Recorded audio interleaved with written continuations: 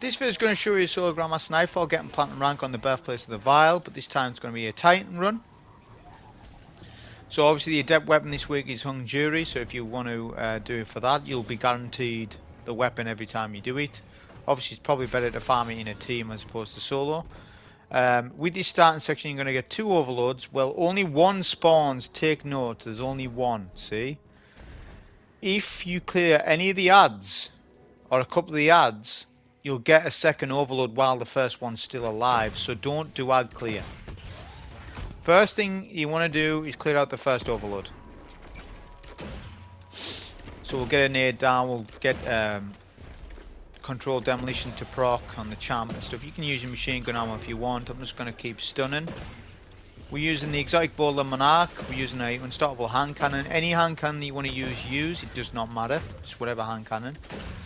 Because the handgun is going to be good for stopping champs from a range. The Monarque is going to be good for overloads and ag clear with volatile rounds, because we're using a volatile round setup. And we're using Retrofit Escapade, the legendary machine gun Void. Now obviously it's indirectly got a nerf because volatile rounds got touched, but volatile rounds are still amazing in the game. To be honest, I don't see it as them nerfing it, I just see them as they just fixing it properly, so it works as it should now. I mean, what more do you want? It's still really good. And target lock machine guns are really good, which that's what this one is. I've obviously made a video explaining the craft that you should do on this machine gun. I wouldn't use any retrofit without target lock though. You're going to get target lock on it to make it decent. Without that, it ain't going to do that good, you know, for damage and stuff. So we cleared out the first 2 overloads. This section is really easy because what have I done? I've waited for the first overload. I've been patient rather than trying to do ad clear first. And that way you can isolate the champions away from each other. This little section will be an unstoppable champion and a mini boss. The unstoppable champion can spawn middle, left or right. It just depends. We got lucky. It's left. So we'll get a stun. We'll get some machine gun ammo. Machine gun shots on. Half HP from that range. Not bad at all. We'll get a barricade down. Because that unstoppable wants to push. Which is ideal, to be honest. We want that to happen. We'll do some more damage with the machine gun. And luckily we just ran out of bullets, but that's fine. The champ is stoppable or finishable. We'll use a super here because why not? May as well. Just on the mini boss. You will not die from that. Obviously we're using Sentinel Shield. Now there's for good cause that we're using Sentinel Shield. Mainly because it's really good at the boss fight. See, what you need to understand with Birthplace is that it's a bit like Glassware in that everything up into the boss is just getting to the boss. There's not any true difficulty getting to the boss. It's where the difficulty is at the boss. So you need to make your build with the boss in mind. Because if you've got a good build getting there, but then your build isn't good for ad clear and stuff, then you're not going to do very well at the boss fight. And you need to have that in mind. That's the goal really. So with the plate captures, Sentinel Shield's really good for capping the plate. We'll get another super to do that in a bit. I could have used a super here, but it doesn't matter because I have the intention of clearing out all these adds anyway. So there's a certain amount of enemies attached to this spawn. This plate, sorry, right? They're not infinite, of course. So you can just sit back here, clear out all the adds, then cap the plate in the very end. There's no rush for you to cap the plate while you're clearing adds. You can do that, yeah, but you don't have to. I'm just showing you an easier way of doing it.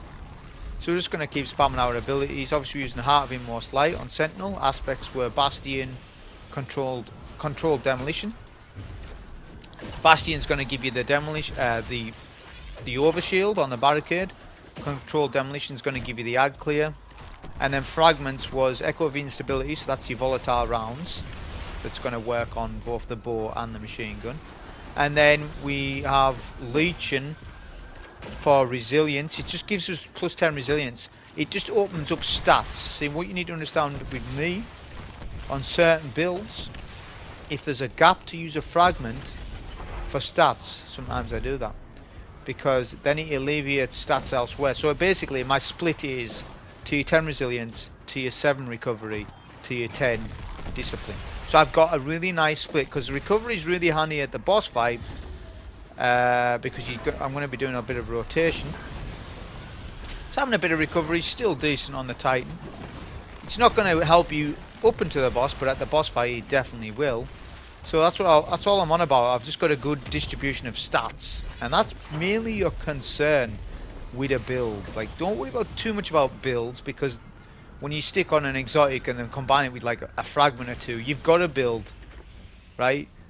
Then it's just stats, because you need to get good stats with this, because it's hard to be more light. So for good uptime on abilities, make sure that you've got good discipline and stuff like this, and good resilience.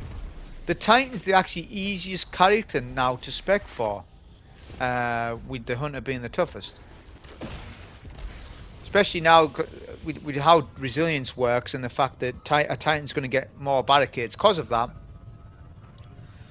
You know, and then all you need is discipline, really, and then a little bit of recovery. Very easy to get God Roll armor for Titans now. We've captured the plate. There'll be some ads spawn out of here. We'll use one grenade and a shield throw that melts all the enemies. Then there's some orange bars, the raiders. So we'll take out these ads from this location. You need to start learning all the enemy types for Scorn. Right, so I'll go through them briefly. You've got raiders, whether they be orange bars or red bars. They are very accurate with their void. They can be a pain at the final boss. You've got Ravengers, they chase you, they are melee based enemies. And then you've got Wraiths, they do solar. Now there's Stasis Ravengers and Solar Ravengers. The Stasis ones are threatening because they can freeze you and keep you in place so that you are open for other enemies to snipe you and stuff like that. Be careful of the Stasis enemies. I'm not saying you need Stasis resistance, because that ain't going to do anything anyways.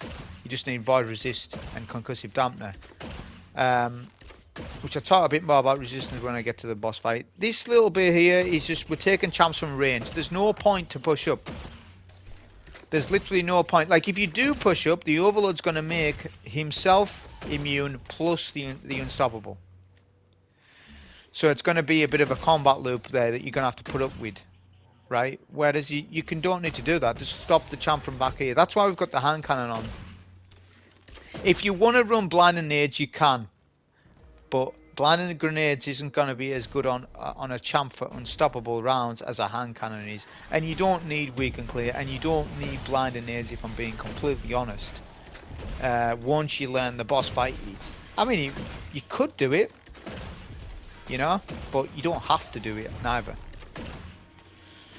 So now we can take the Overlord in the end. That's the order how you take this. It's the easiest way of doing it.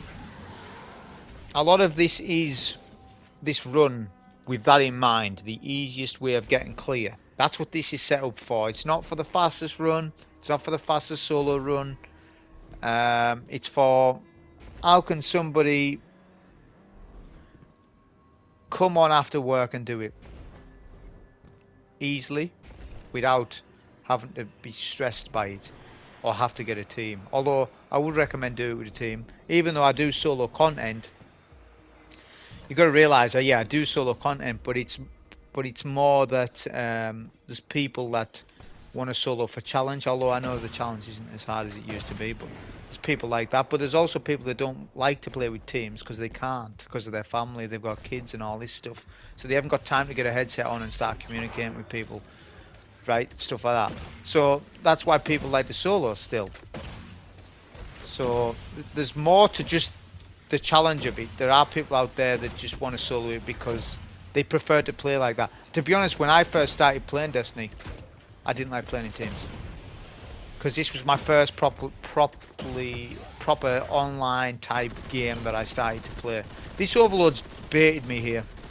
I was unlucky to get the kill there, and I overcommitted to damage. That's an example of when you can overcommit. I should have swapped back to the Monarque just before to get another stun. What's going to happen is this Overlord champ is going to come to this area once the match game shields are taken down with two captains. Take them down with a Roman Super. That is the best way of dealing with them, because they're going to have solar, they could have arc. Your super doesn't care about those match game shields. It's going to melt them. That's why we've got Roman Super on, and it's also really good at the boss fight. So yeah, like I was saying, there's people that don't like to play with people. When I first started playing this game, 2014, well D1, 2014, I didn't want to play with people. Why? I like single player games. I don't like team games. Although I do like this team game, obviously. I've obviously played in teams over the years lots of times. But you can also play this game like a single player game if you get me. Just there's gonna be some raid loot and stuff that you're gonna miss out on, but do you really need the raid loot? Not really. Honestly, you can still solo stuff, but you're gonna maybe miss out on the fun of having some of those raid exotics, etc. You know, the newer ones. But yeah, you can play this game as a single type game, even though it's not a single player game per se. But you can solo everything. Pretty much, nearly 95% of things you can solo. Not counting raids. Most players. All the god roll weapons are in the tower, in battle engrams, on the crafting table. So you don't have an excuse to solo and stuff.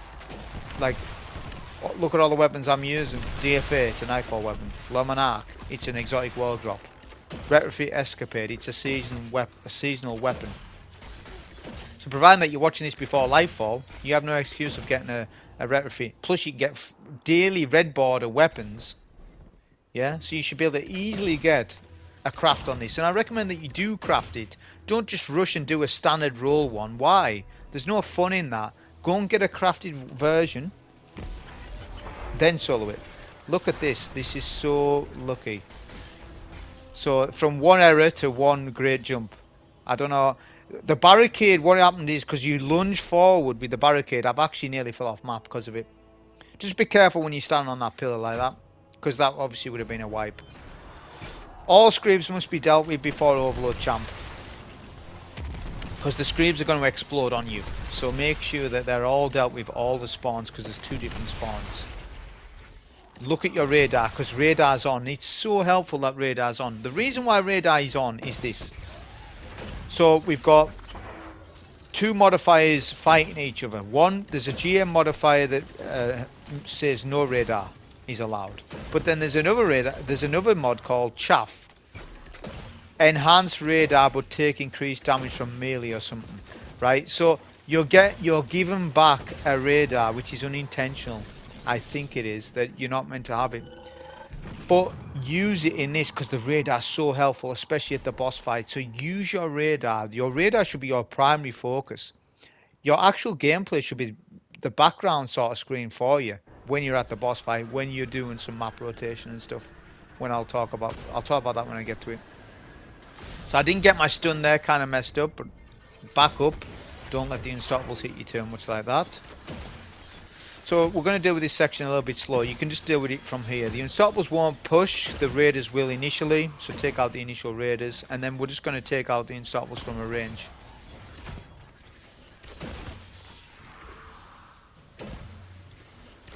The unstoppables will slowly start to push. But once he gets a good line of sight on you, he'll start to push round the stairs and where you are. If you lose line of sight on a champ, they slowly forget where you are. They've got a short-term memory loss, and you're going to see that. So if you like keeping a constant line of sight, the champ will get faster and faster towards you.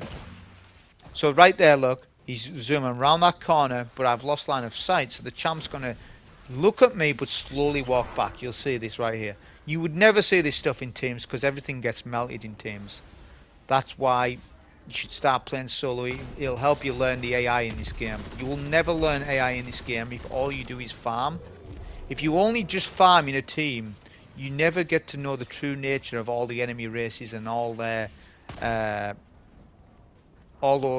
shortcomings and pros and stuff like that. You will never learn it, which is when Solo Flawless Dungeons come out, a new dungeon comes out, you'll never solo it because you're never in the realm of soloing. So what you need to understand is there's people all year round soloing constantly, and it's not just the main ones who come to mind. There's hundreds and there's thousands of players that solo constant. They're doing it every week, week in, week out, which is why they're so good at it. Not me, but players who you watch on YouTube and stuff. We'll get a finisher here. So you can see how we can slowly deal with that unstoppable section. We don't need to push it too much. deal with the remaining adds. We've got the 2 plates to cap. These aren't tough to do, but I recommend you go to super for each one at some point.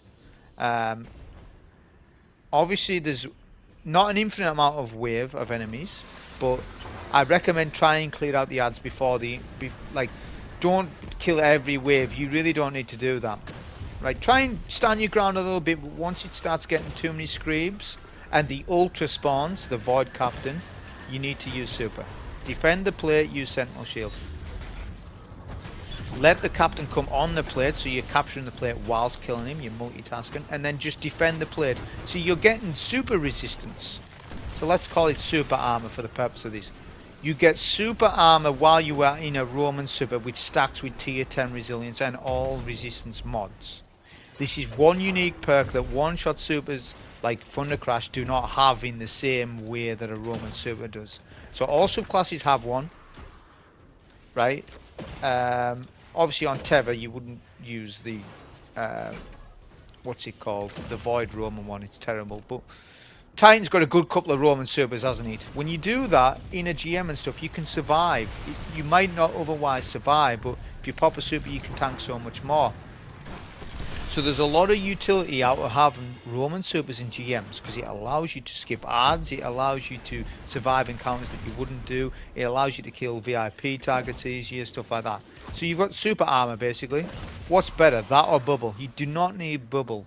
Bubble would be a bad play if you don't it. If you use bubble, you could still solo it with it, but what you really need to realize with bubble is you commit to that zone. When you put a bubble down in the boss fight, you've committed to that zone, and you can't shoot out the bubble, so you're a bit of a sitting duck.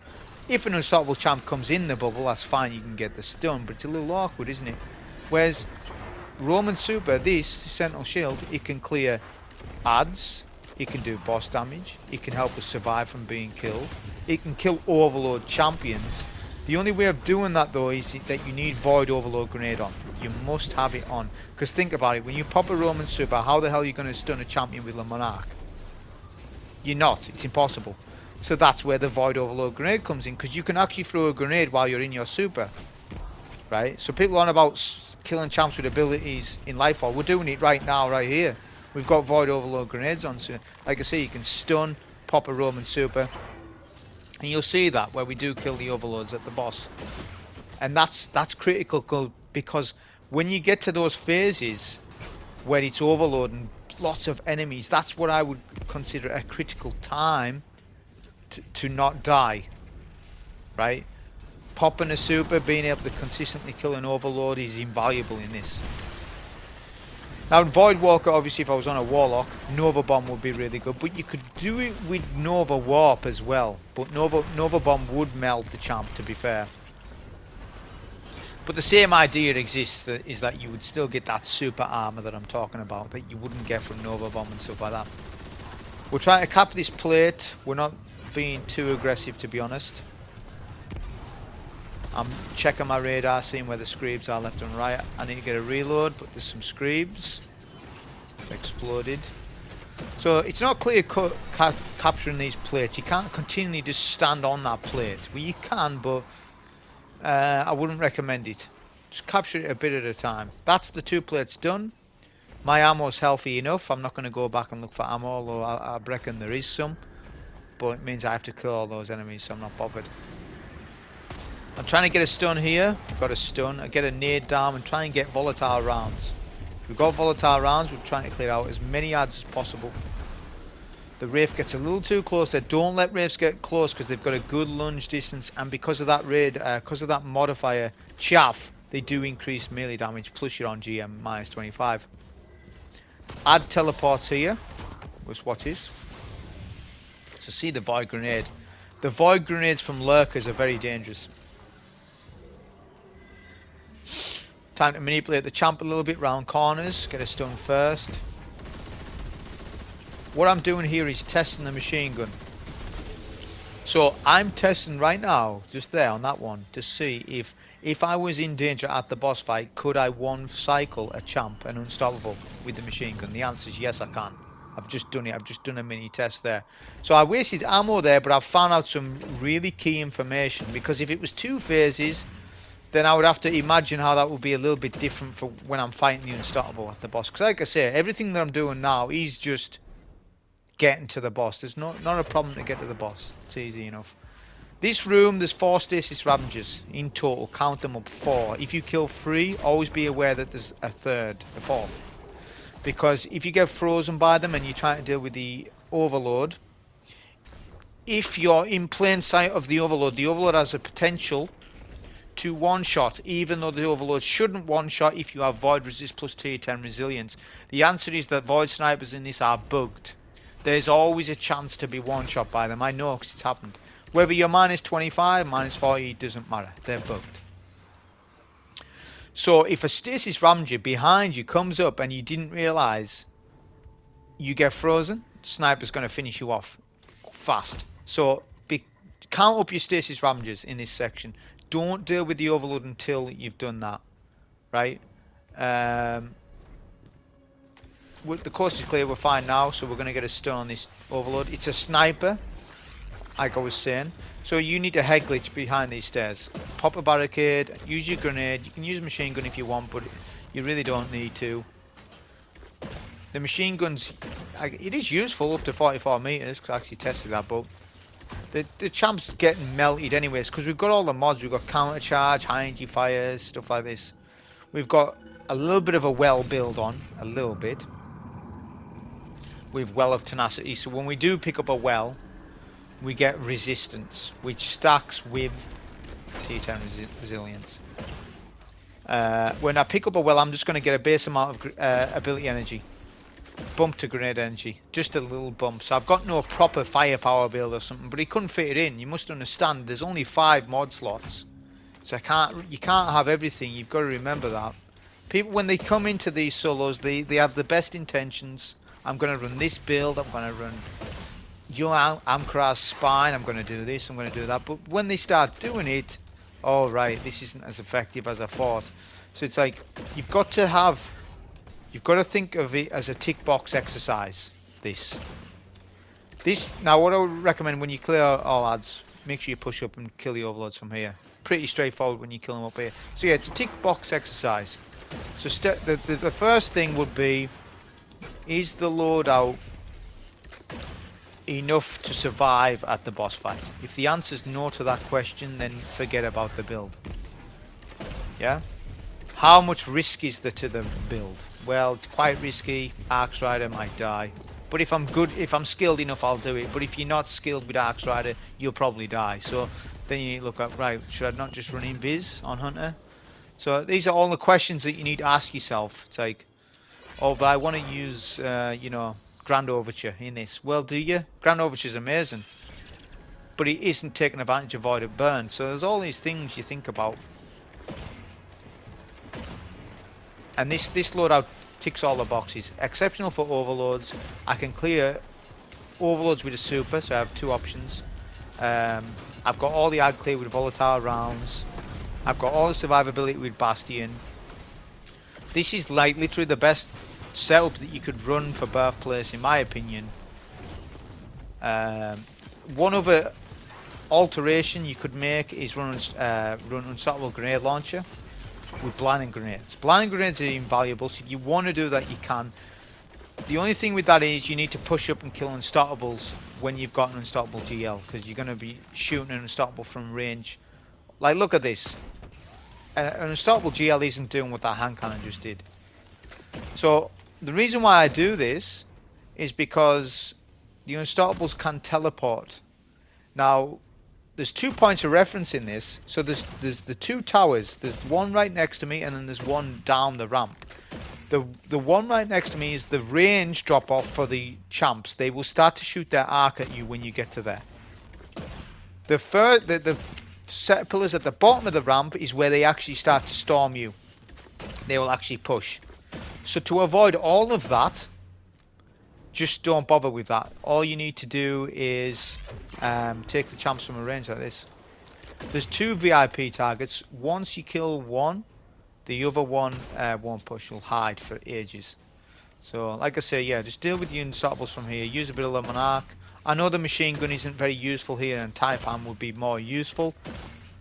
But the pro that you get off Taipan doesn't outweigh how useful a machine gun is at the boss fight, and you'll see. I honestly, I'm not like, generally, sometimes I do those GMs where I mess around and use a bad loadout on purpose for the video. This isn't that case. I'm being literally serious that I think the machine gun, this is a good name by the way, the machine gun is the best heavy in slot for this. Because it's gonna, obviously I'm gonna have volatile rounds. When I need to do some ag clear, and it's urgent that I do that ag clear, I can whip out a machine gun. Obviously the Monarque's still really good as well at that, but I've got two options then. There's no need for Taipan because there's no need for burst damage. And in actual fact the machine gun will also do that, because I've just shown you you can one cycle an unstoppable champ, providing you got a full mag. You can also do that, so the machine gun's ticking more boxes than what Taipan would. Although I wouldn't disagree with you if you use Taipan, because there's lots of runs with people using Taipan and being successful with it. I'm just giving you another loadout, another option, another way, that's all. So this is an art of de-aggroing and re-aggroing a champ. If you stun a champ and you haven't done enough damage to kill, if you hide before the champ regains their footing, the champ will slowly walk towards you. You'll know kind of where you are, but no, not exactly. Whereas if you remain visible, the champ will storm you down. So you need to know this sort of maneuver of hiding just before the champion regains conscious. Right? That's if you're not deciding to one cycle, which I wasn't, because, why? Well, because I want full ammo. I want full machine gun ammo going into this fight. I want a full super, I want grenade, shield throw and barricade, all of them. Because on phase 1 there'll be an overload that's going to spawn in middle. That's not random, that will always be the case. So what you need to do, because you need to clear out, it's essential you get this overload, like right away. The quicker you kill the overload, the better it is. Phase 1 will be easy if you do that, because if you don't, you're going to have an overload pestering you with void immunity tethers all the time.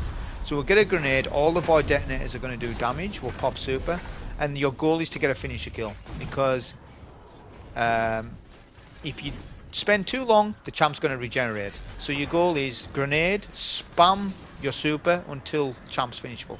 That is all there is to it. If you miss a combo, that's on you, you've messed up.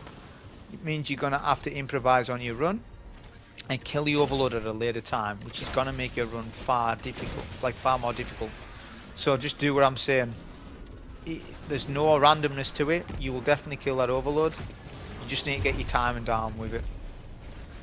So now we're doing map rotation. So that's how I do this boss fight. There's different ways of doing it. The main primary way is people to stand behind the box right or box left at the back of the map, like this. And they just stand behind that and then spam abilities. I don't like that because there's a chance of still dying. Because they can, the lurkers and stuff like this can throw void grenades behind that plate, and the boss can stomp you behind the box. Even if you're behind the box, you still get stomped. And you will get one shot by it if you don't have concussive dampener on. So that's why you have concussive dampener on, just in case the boss stomps. If that happens, concussive dampener will save you. But that's only if you're full HP.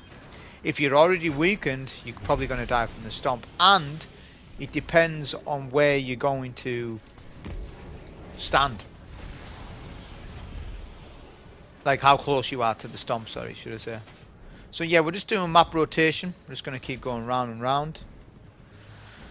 Farming up our abilities. On phase 1 it's mainly stalkers, couple of ravengers but not many. Don't be concerned about boss DPS. Boss DPS is not a concern to you at all, because the boss is really weak, not tanky at all. So you can deal with that after all the enemy spawns are done. There's not infinite waves of enemies here.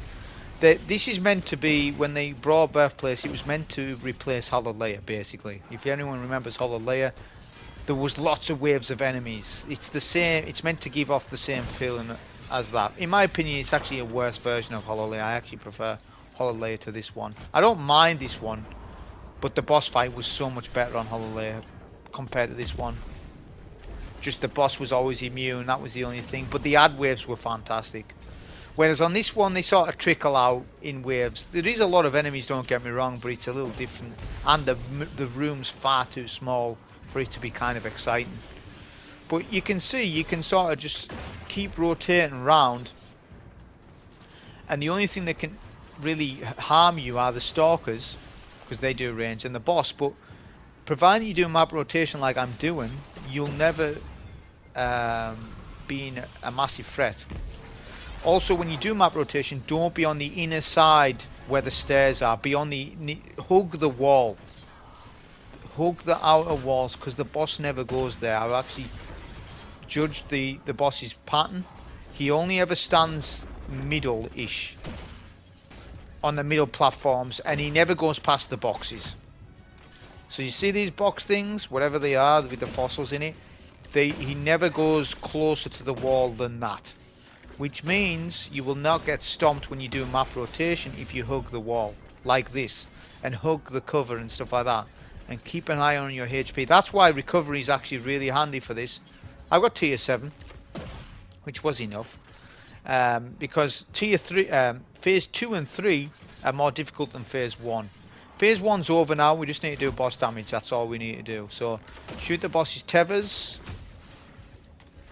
And then spam abilities. That's what I'm going to do now. So get your grenades down, get your barricades down, and just keep doing that. You're going to see even one Monarque shot does like huge damage to this boss because of void burn and the poison. So there's no need for you to waste heavy on this boss. We're using obviously Retrofit, which is still really good on boss damage. I'll use it later on in one of the phases. Right now we're not going to do that though. I'm just going to get on with the phase. I'm going to pop a super because may as well, because I'm not going to need a super for ages, not until phase 2. Phase 2 is where there's an unstoppable champion, which you definitely need a super for that. But there's lots of ads to get your super back by then. It's not like where you're in a team where you're all fighting for kills. You're not. All the kills are yours. You're going to get plenty of super energy off the overload that you kill in the side room, the sub room. So you'll have your super back by then. See, don't sit on supers. It's one of the biggest mistakes I see players make.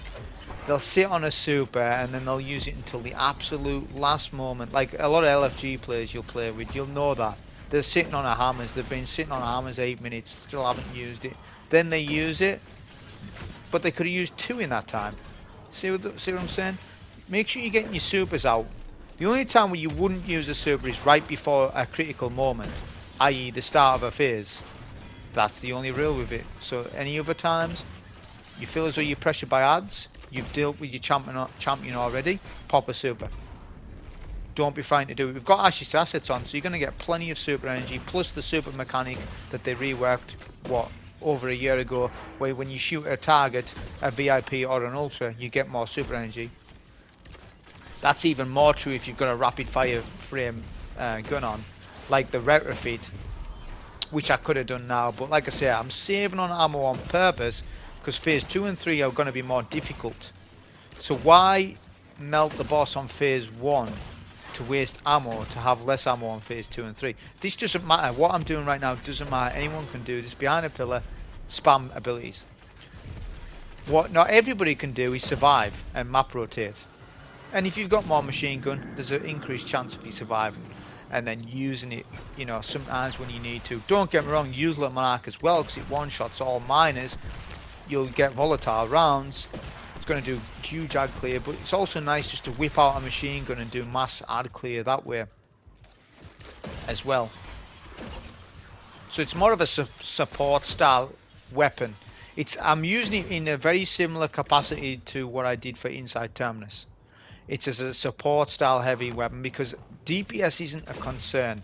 So yeah, I'll give you a little bit of information about that. So when Destiny 2 first came out, all the Nightfall bosses, not a lot of them had immunity gates. So you see the boss's HP, Warden of the Harvest, see there's 3 immunity gates.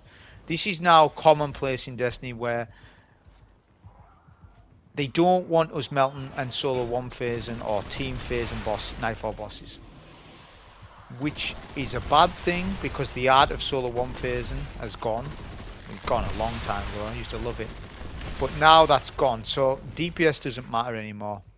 What matters is ag clear. It's of the utmost importance, especially on strikes like Lightblade, Glassware, and Birthplace. All your 3 difficult GMs. Why? Because ag clear is the most important thing. So why not just spec for ag clear? Why do you need DPS? You need damage over time, which is why like Wither Horde and things like that are really good on Monarque. But you don't need like Font of Might, Elemental Time Dilation, all these crazy raid builds, because DPS isn't a requirement. You can just pitch up behind a corner, shoot a boss until immunity gate, and then go again. That's why the formula is getting tired, you see, because they keep doing immunity gates. In my opinion, they need to design some sort of hardcore strike like Arms Dealer, but a harder version with no immunity gates. I'm not saying it would be Cabal based, but it would have a boss that's open for playmaking, where some expert teams can one phase, whereas other teams couldn't, and all this sort of stuff. Bear in mind, when 2017, all the Nightfall bosses were super tanky. They're not now. So, this is phase 2. You need to look for Unstoppable. Now, the Unstoppable has not spawned where I was looking. You need to account for that. So, you need a plan A and a plan B. Plan A is, you get lucky, the Unstoppable is where you are. You get a stun, you get some machine gun damage in and stuff like that. That hasn't happened. So, what I'm going to do is pop super. Because you need to, because you're going to get chased by Unstoppable and Wraiths and a second Abomination. That Abomination must be taken out when you pop super. Don't worry, you're tanky, you're going to get health regen. You can see how good it is, but just account for when your super runs out that you need cover. Wraiths are to be dealt with next, but keep doing map rotation. Do not sit behind one box. It is a bad play. This is safer doing it like this, trust me.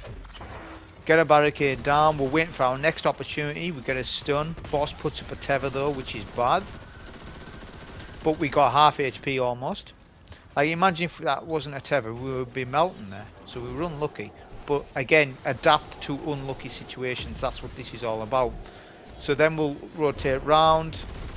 The Wraiths are an issue right now for me because I can't pitch up round corner while they're chasing. I can now though. I think there's a Wraith to my left. Always check radar, you can see. Unstoppable is getting baited. We'll get a stun. We'll do our machine gun. It's unfortunate I didn't quite have enough bullets. Should have reloaded beforehand. So we'll adapt to situation.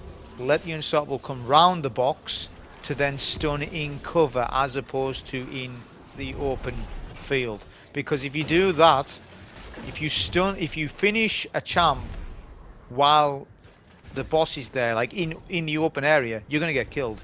Yes, there's some immunity frames when you do a finisher kill, but right after that frame, you're going to die instantly. Trust me. So, it was bad on one side that my machine gun didn't have quite enough bullets, but on another hand, I was experienced enough to know, let the Unstoppable come round to where I'm safe-ish. Once the Unstoppable is killed, phase 2 is fine. You're fine to actually survive. So now you're back to map rotation, do some bow shots. I'm always paying attention constantly to my great energy. I need to pop my barricade. I'm going to do that in a minute. Depends. Didn't feel as though I wanted to because I was waiting for the next ad phase. That's right. But unfortunately, my grenade hits the pillar. So what I'll do instead is use a super. I've got one. Why sit on a super? Just use it. It's really good for ad clear. I'm safe as well. So I'll use it to clear out a lot of the Wraiths. Super's less than 20%. When that happens, start to retreat. Start your map rotation again. We'll get a barricade down. Trying to see what ads are left. There's no melee based enemies, so I'm happy enough with that. There's a tether up, but rather than shoot the tether, honestly, if you rotate to the other side of the map, all the ads run out of the tether. Look, they're running out of the tether. That's why I like map rotation, you see, because then you don't have to put yourself at risk trying to shoot. I mean, sometimes I do shoot the tethers. Depends if the tether's in my angle or my line of sight or not. That particular time it wasn't. But yeah, you'd say if you could play, you could literally do blue gear on this. Now that I know that this little thing of this map rotation like this, you could do blue gear solo on this. No builds required per se. Remember, any challenge is possible in the game, providing that you can do damage. Anything, anything. That applies to not me though. That applies to any of the players, because there's loads of. The competition now for solo players is the highest I've ever seen it ever. D1 it wasn't so high. There wasn't. Let's be honest. There wasn't a lot of people soloing in D1. There wasn't, like content wise. D2 came out. Couple of people soloing. Not many. Not many people could prestige nightfall, solo prestige nightfalls. There was barely anyone doing that. A handful of runs per week. I know, because I personally experienced that time frame of looking all that stuff up. GMs come out, no one's soloing them. Maybe a couple of seasons, then they start to solo them. So I'm just saying, anything's possible now with all the amazing players out there who can do the amazing things. You better do blue gear. You better do -40 blue gear on this. So phase 2 is over, and now we're just doing our boss damage. So look how muted the boss is. He's not even putting a tether up. So this spot is a really good place. Like if you stand at the other side of the map, the boss moves too much. It's just annoying, because the boss just keeps going around the box. So up here, the boss is easier to manipulate essentially, and you can just get your damage in. I could use machine gun ammo, but I'm still refusing to use it because I'm going to be spamming it on phase 3. So you'll see me use. If you want to see that, it's at the end. If you want to see damage with the machine gun on the boss, then it's at the very last phase.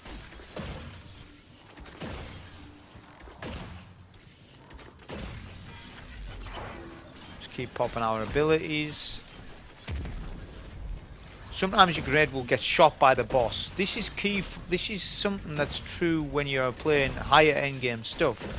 Ads are more likely to shoot down an overbomb. They're more likely to shoot a grenade out of your hand because the AI of the enemy's increased a little bit, you see. That's kind of bad though for this build, because obviously you're not going to get that ability energy. So this is the room here where there's a sniper again. We remember this. So remember, you need to count your 4 stasis Ravengers. So that's 1. See, what happens is if you go like left or right, the ad wants to sort of loop round the other side and gets confused, the stasis enemy. What ideally you want to do is just pitch up at the back, and eventually the stasis enemies will come to you.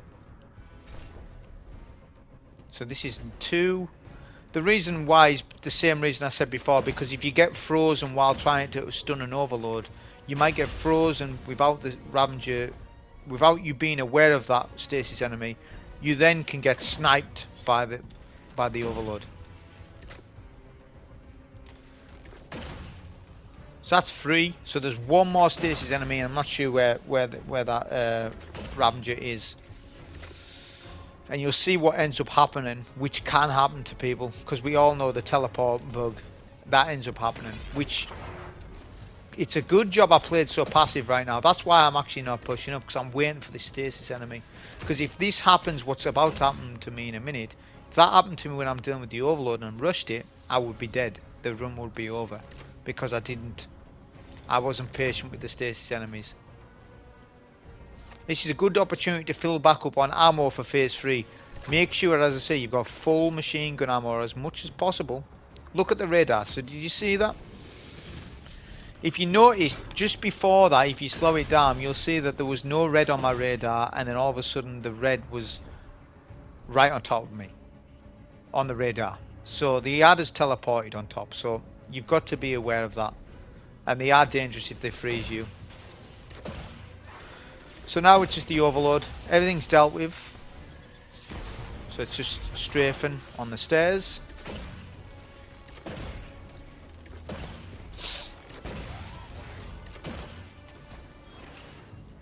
Really simple to deal with, but as I say, the snipers are bugged, so there is always that chance of getting one shot, despite you having all your resistance stuffs, just because of the bug. Make sure that you've got super, grenade, melee, and barricade, all abilities. So I'll just put 1 barricade here to get my melee back. It's just critical to have all your abilities up so that you can get your Heart of Inmost Light setup going. Because if things don't go your way, you need the build to make up for the slack. Because as I said, when you go out there on a phase, the champ can spawn on any one location. It's a 50-50 chance whether you look at the right spawn or not, and it is RNG. There's no way of manipulating that spawn. So you need to know what to do if you're unlucky. So we're looking at the two spawns, top left, sorry, middle left, top right. We go for middle left, we're wrong. The overload spawn top right. So this isn't as bad as the unstoppable phase. The phase 2, in my opinion, is the hardest phase, in my opinion. This phase not too bad because the overload isn't gonna push you, only at the top. Right, so we'll get a stun because the overload is not tethered or anything with the grenade, and then we'll finish. Look, we get frozen. You believe that? That's what I'm saying, man. We got frozen, but we get our finisher kill. But you can see, even if things don't go your way, there's a high chance of you killing that overload, providing that you're popping your super in good time, you're getting your stun with the grenade. That's without Echo of Underminer. I didn't have it on. So imagine if you had that on, you would definitely kill your overload. So if you can fit in your build to have Echo of Undermining plus have 100 discipline and resilience, then use it. But my armor didn't account for that, which is why I didn't use it. I'd prefer to have more grenades rather than have the weak and clear thing. If it meant that I had to run tier 8 discipline, then it's no good to me. Because remember, they nerfed the barricade recharge rate. It's still fine to use it, right? But just remember, you've got to account for that. So we're doing a bit of map rotation now. It's literally done now. The biggest threat now, though, actually, is the Void Captain. There's actually a Void Captain and the Raiders. There's Raiders spawn on this phase. See, when I'm doing my map rotation, they can hit you. Look at that. I'm getting hit quite a lot. More than what I was on phase 1 and 2. So the Raiders, you need to melt Raiders when any time that you get chance. My grenade has been shot out of my hand. This is looking bad.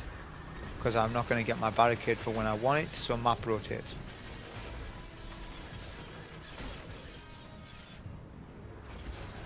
Let the ads run out of that tether.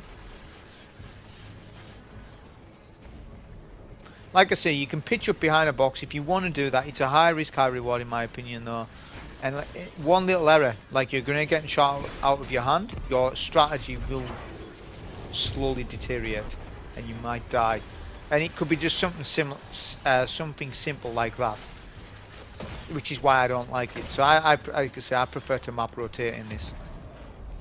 Sometimes I'll pitch up for a good amount of time. Just depends on what's coming and what enemies are up. So this captain is the niggle point right now for me, is what I need to do. I need to do with this captain.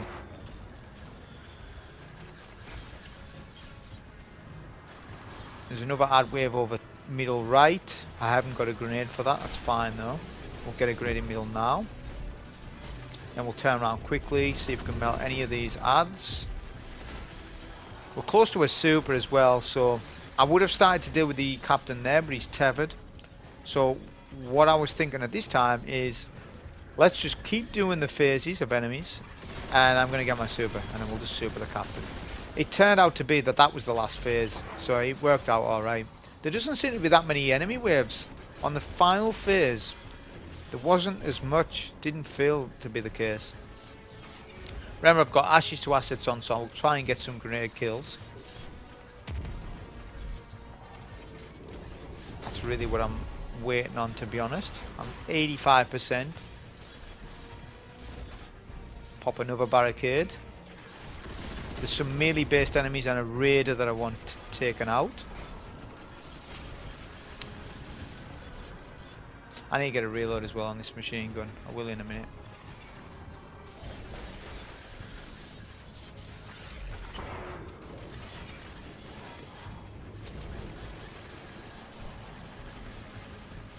So we're literally there for super. I'll get another grenade here. That'll then get us our super. We'll go to top mid because that's where the captain hangs out, and then we'll pop super here. And like I said, this isn't as risky as it looks, because even if the adds are tethered, we'll bypass immunity because it's a super. Same way that any other super works. The only super that doesn't do that is Bubble. Well, Radiance does it. This is why I complain about Well a little bit. I don't mind Well in its capacity and how it works. I like fusion grenades, I like all that. What I don't like is that Well Radiance can bypass tethers and Bubble can't. Why can't Bubble do that? Bubble is a worse version of Well right now. You can't shoot out of the bubble. Obviously that would be kind of thing, but you can't shoot out of the bubble. So what's the point? They've made Bubble kind of irrelevant now.